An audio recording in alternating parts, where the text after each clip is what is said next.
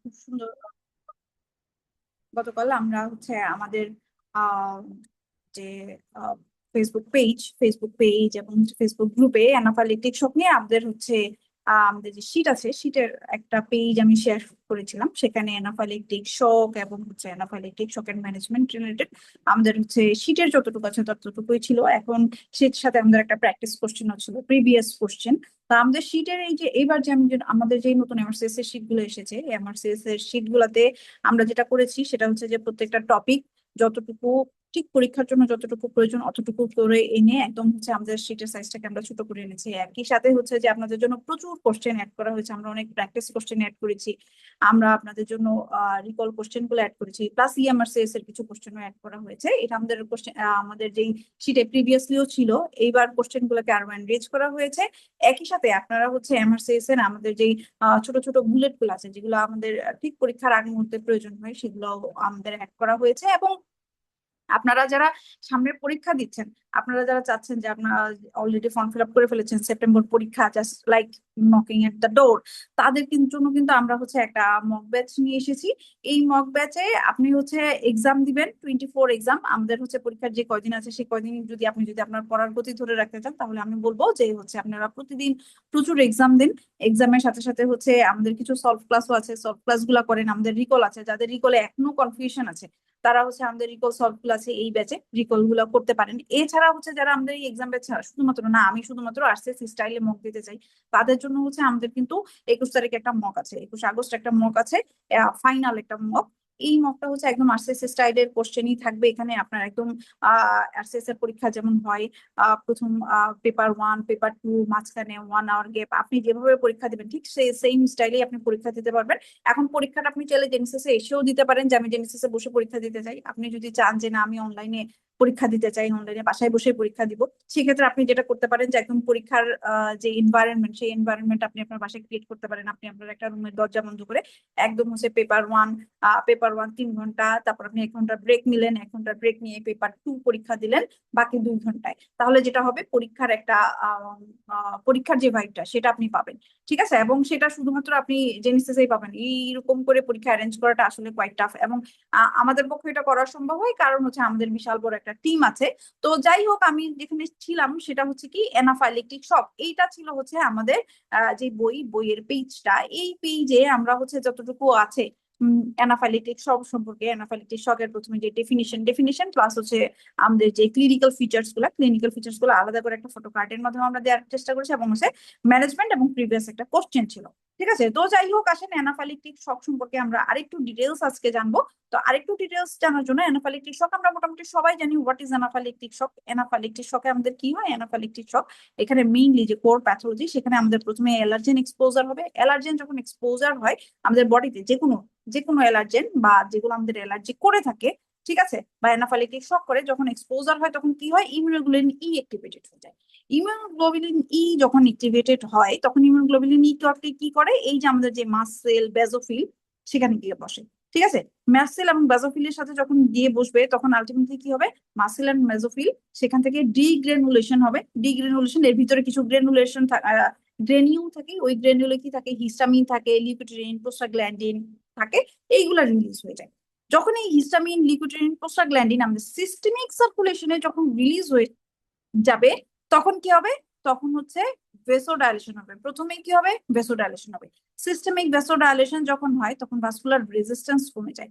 এবং সিস্টেমিক ভেসোডাইলেশন যখন আপনার ভেসেলে যখন ডাইলেশন হবে তখন কি হবে? তখন আমাদের পেরিফেরাল পুলিং হবে। পেরিফেরাল পুলিং যখন হবে তখন কি হবে? হার্টে ভেনাস রিটার্ন কম হবে। কি হবে? ভেনাস রিটার্ন, হার্টে ভেনাস রিটার্ন কম হবে। হার্টে যখন ভেনাস রিটার্ন কম হবে তখন কি হবে? আমাদের কার্ডিয়াক আউটপুটও কমে যাবে। ঠিক আছে, কার্ডিয়াক আউটপুটও কমে যাবে। কার্ডিয়াক আউটপুট যখন কমে যাবে আমাদের বিপি কমে যাবে। ঠিক আছে, বিপি যখন কমে যাবে আলটিমেটলি কি হবে? সেই ঘটনাটাকে আমরা কি বলি?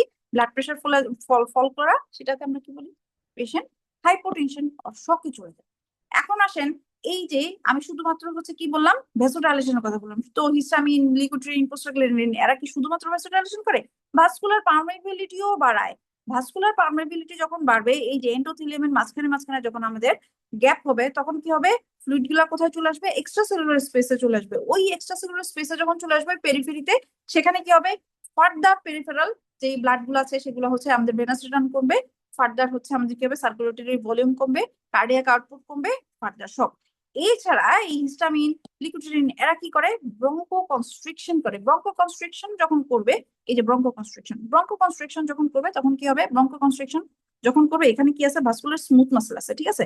এখানে হচ্ছে কি আছে, আমাদের ট্রাকিয়াতে স্মুথ মাসেল, ব্রঙ্কাসের স্মুথ মাসেল গুলাকে কন্ট্রাক্ট করবে। যখন কন্ট্রাক্ট করবে, ভাস্কুলার স্মুথ মাসেল গুলোকে যখন কন্ট্রাক্ট করবে, এজ ওয়েল এজ এই যে এখানে যখন ভাস্কুলার পারমিবিলিটি যখন বাড়বে, এখানে কি হবে, ইডিমা হবে। আলটিমেটলি কি হবে, আমাদের এয়ারওয়েটা ন্যারো হয়ে যাবে। এয়ারওয়ে যখন ন্যারো হয়ে যাবে কি হবে, সেখান থেকে আমাদের এয়ার ঠিক মতো পাস করতে পারতেছে না, পেশেন্টের ব্রিদিং ডিফিকাল্টিস হবে, ঠিক আছে। তারপর হচ্ছে এয়ারওয়েতে সে আরেকটা কাজ করে, সেটা কি করে, মিউকাস সিক্রেশন বাড়ায় দেয়, এটা ফার্দার এয়ারওয়ে অবস্ট্রাকশন। ঠিক আছে, আলটিমেটলি কি হয়, আমাদের হচ্ছে টিস্যু পারফিউশন কমে যাচ্ছে, অক্সিজেনেশন হয়ে যাচ্ছে, অক্সিজেনেশন কমে যাচ্ছে, আলটিমেটলি পেশেন্ট কোথায় চলে যাচ্ছে, শকের দিকে চলে যাচ্ছে। ঠিক আছে, পেশেন্টের কি আছে তাহলে, আমাদের এখন আলটিমেটলি পেশেন্টের সিভিয়ার হাইপোটেনশন আছে, হাইপোক্সিয়া আছে, পেশেন্টের পটেনশিয়াল টু কার্ডিয়াক অ্যারেস্ট, পেশেন্টের কার্ডিয়াক অ্যারেস্ট ডেভেলপ করতে পারে। এখন আসেন ক্লিনিক্যাল ফিচার। ক্লিনিক্যাল ফিচার কি থাকবে, পেশেন্টের এয়ারওয়ে অবস্ট্রাকশন থাকবে। ঠিক আছে, কেন এয়ারওয়ে, ওই যে আমাদের নেরোইং হইলো। ঠিক আছে, পেশেন্টের কি থাকবে, পেশেন্টের টাঙের সোয়েলিং হতে পারে, যেহেতু কি হইতেছে আমাদের এখানে ভাস্কুলার পারমিবিলিটি বেড়ে গেছে। ঠিক আছে, পেশেন্টের হর্সনেস অফ দ্য ভয়েস থাকবে। তাহলে এটা কি, এটা একটা ইমার্জেন্সি। ওকে, প্রথমে তাহলে আমরা ইমার্জেন্সিতে আমরা কিভাবে মনে রাখি, প্রথমে এয়ারওয়ে, তারপর ব্রিদিং। ব্রিদিং এ পেশেন্টের কি থাকবে, যেহেতু এয়ারওয়ে নেরো হয়ে গেছে, পেশেন্টের হুইজিং হবে, ডিসনিয়া হবে, ব্রঙ্কোস্পাজম হবে।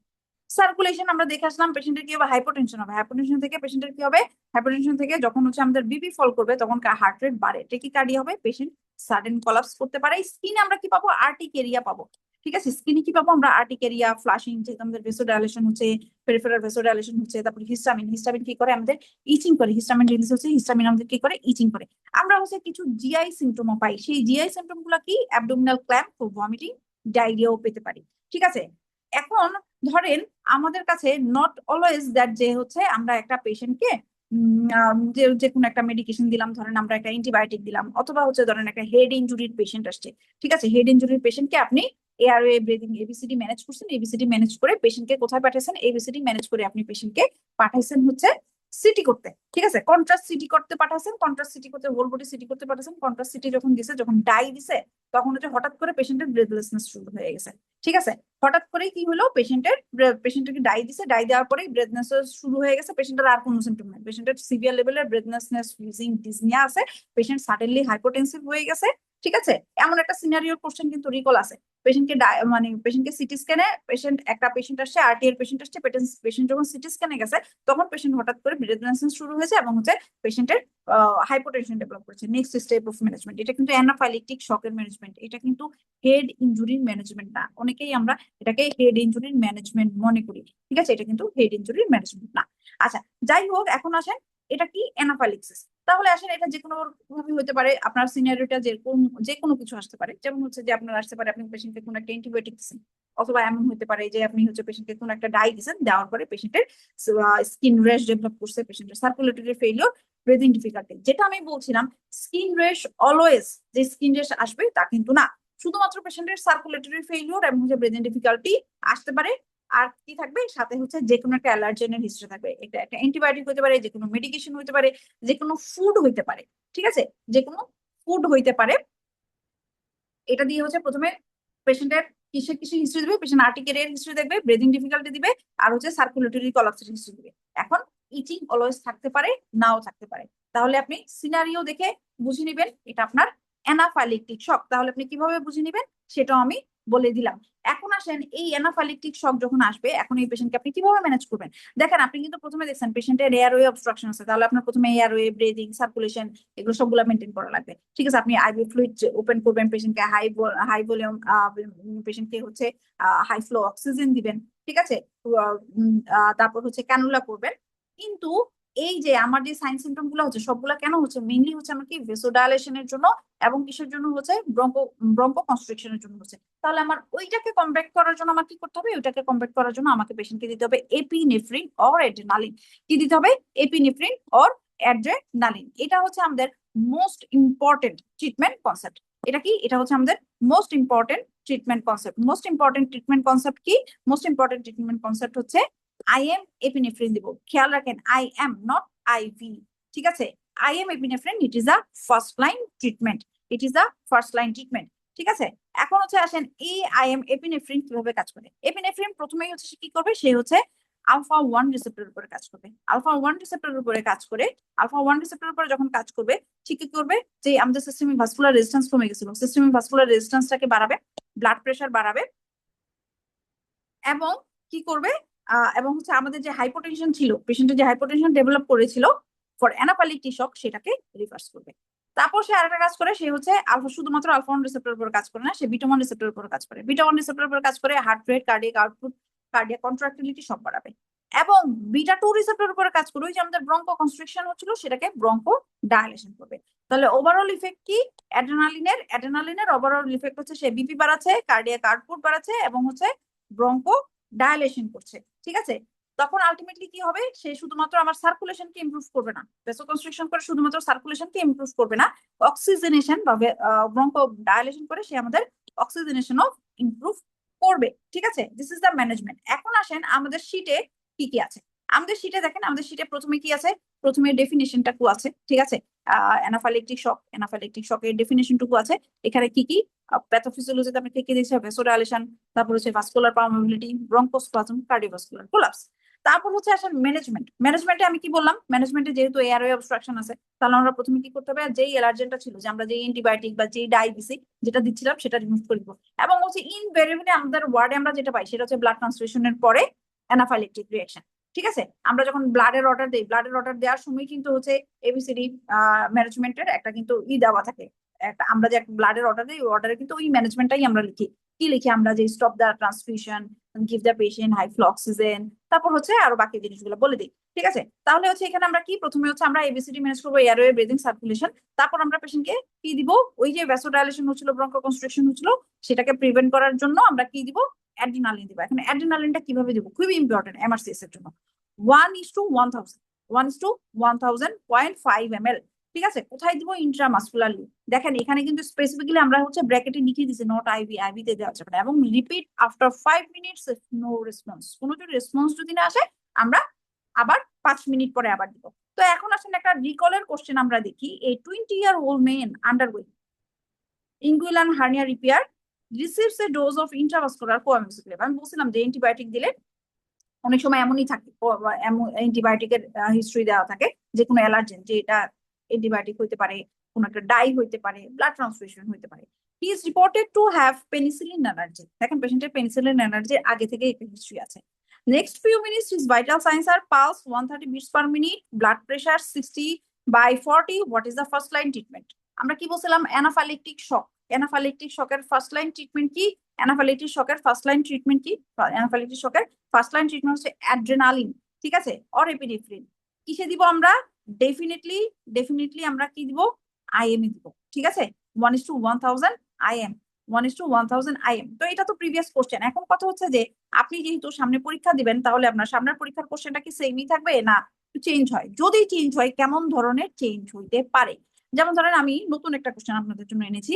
A 21-year-old woman develops sudden hypotension, wheezing, and generalized urticaria within minutes of receiving IV coagulant. Suspected anaphylactic shock, decide to give epinephrine IM immediately. আচ্ছা, এখন আপনার কোশ্চেন কি, how does epinephrine help to management the anaphylactic shock? Anaphylactic shock আপনাকে কিভাবে help করবে? It selectively blocks the H1 receptor. আমরা মাত্র দেখছি সে কিসের উপরে কাজ করে, আলফা 1 এর উপরে কাজ করে। তারপর হচ্ছে সে কিসের উপরে কাজ করে, সে হচ্ছে বিটা 1 এর উপরে কাজ করে, বিটা 2 রিসেপ্টরের উপরে কাজ করে। আলফা 1 রিসেপ্টরের উপরে কাজ করে সে কি করবে, আলফা 1 রিসেপ্টরের উপরে কাজ করে সে হচ্ছে আমাদের ভ্যাসোকনস্ট্রিকশন করবে। বিটা 1 রিসেপ্টরের উপরে কাজ করে কার্ডিয়াক কন্ট্রাক্টিলিটি বাড়াবে, এবং বিটা 2 রিসেপ্টরের উপরে কাজ করে কি করবে, ব্রঙ্কো ডায়ালেশন করবে। ঠিক আছে, তাহলে আসেন, it stimulate alpha 1, beta 1, beta 2 adrenergic receptor, revising the vasodilation, bronchospasm, and preventing further mediator release। তাহলে আমরা আমাদের অ্যান্সার পেয়ে গেছি। অ্যান্সার কি? অ্যান্সার হচ্ছে বি। আচ্ছা, যাই হোক, আমরা পরের অপশনগুলো একটু পড়ি। ইনহিবিটস মাসেল রিনিউক্লিয়েশন, এটা false. Intracyclically AMP in smooth muscle causing vasodilation and bronchodilation, false. It act on non-selective beta blocker to reduce tachycardia, এটা false। তাহলে আমাদের অ্যান্সার কি? তাহলে যেহেতু আমাদের আগের কোশ্চেন গুলা, এখন যেহেতু এমআরসিএস পার্টের কোশ্চেনের প্যাটার্ন চেঞ্জ হচ্ছে, আগে যেটা ছিল যে আপনি ইমিডিয়েট ম্যানেজমেন্ট কি করবেন, এখন কোশ্চেন কি হবে? এখন কোশ্চেন হবে যে মানে সামনের দিনগুলোতে যদি কোশ্চেন প্যাটার্ন চেঞ্জ হয়, আপনার কাছে জানতে চাইবে যে অ্যাড্রিনালিন অ্যানাফাইলেকটিক শকে কিভাবে কাজ করে। তাহলে অ্যাড্রিনালিন অ্যানাফাইলেকটিক শকে কিভাবে কাজ করে? অ্যাড্রিনালিন অ্যানাফাইলেকটিক শকে আলফা 1 রিসেপ্টর উপর কাজ করবে, বিটা 1 এবং বিটা 2 রিসেপ্টর উপর কাজ করবে। আলফা 1 কি করবে? সে হচ্ছে ভ্যাসো কনস্ট্রিকশন করবে। আর বিটা 1 রিসেপ্টর উপর কাজ করে কার্ডিয়াক কন্ট্রাক্টিলিটি বাড়াবে, কার্ডিয়াক আউটপুট বাড়বে, এবং বিটা 2 রিসেপ্টর উপর কাজ করে ব্রঙ্কো ডায়ালেশন করবে। তো এতটুকুই আমাদের অ্যানাফাইলেকটিক শকের জন্য ইনাফ। আমি খুব বেশি আই থিঙ্ক আমার 5 থেকে 6 মিনিটের বেশি সময় লাগে না অ্যানাফাইলেকটিক শক আপনাদেরকে দেখাতে, আপনাদেরও এরকমই লাগবে। কিন্তু এই একটা কোশ্চেন থেকেই, একটা টপিক থেকেই আপনি কিন্তু 1 নম্বরের জন্য আপনার এমআরসিএস পার্টের প্রিপারেশনের 1 নাম্বার সিকিউর করে নিচ্ছেন। তো ধন্যবাদ সবাইকে। আসসালামু আলাইকুম। ইনশাল্লাহ দেখা হবে সামনে সপ্তাহে আবার এরকম ছোট ছোটখাটো কোনো টপিক নিয়ে। আসসালামু আলাইকুম সবাইকে, ধন্যবাদ।